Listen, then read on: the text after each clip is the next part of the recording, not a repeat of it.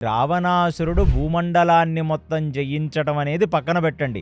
ఎందుకంటే వాడికసల భూమి మీద ఉన్న వాళ్ళు వాడి సమవుజ్యులని అతనెప్పుడూ భావించలేదు. ఎందుకంటే అక్కడ మీకొక డౌట్ రావచ్చు. మరి ఆ గుర్రం మొత్తం తిరుగుతుంటే మరి రావణాసురుడి రాజ్యానికి గుర్రం వెళ్ళలేదా అండి? ఎందుకంటే సముద్రాలు ఒడ్డొచ్చాయండి అని మీకు లాజికులుంటాయి కదా! రావణాసురుడు సముద్రం దాటి 100 యోజనాలు దాటి అక్కడ తన యొక్క రాజ్యాన్ని ఏర్పరుచుకొని అక్కడ నుంచి అతను మనుషులనేవాళ్ళు అతనికి చిన్న చిన్న క్రిములతో సమానం.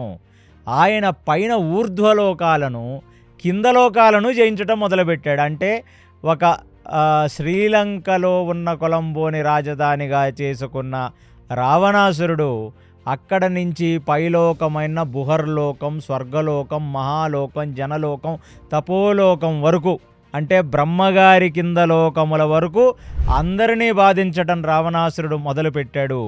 ఇక కింద అధోలోకాలలో అతల సుతల తలాతల పాతాళ లోకాలను కూడా తన కంట్రోల్లోకి తెచ్చుకున్నాడు. కింద లోకాలను కంట్రోల్లో తెచ్చుకోవాల్సిన అవసరం లేదు.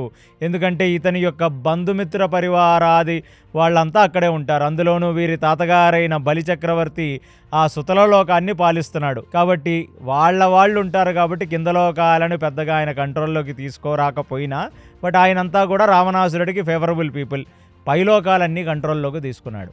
అది ఇప్పుడు ఇంద్రుడు వచ్చి స్వయంగా బ్రహ్మదేవుడికి చెప్తున్నాడు. ఏమి దౌర్భాగ్యమైన పరిస్థితి మాది బ్రహ్మదేవా!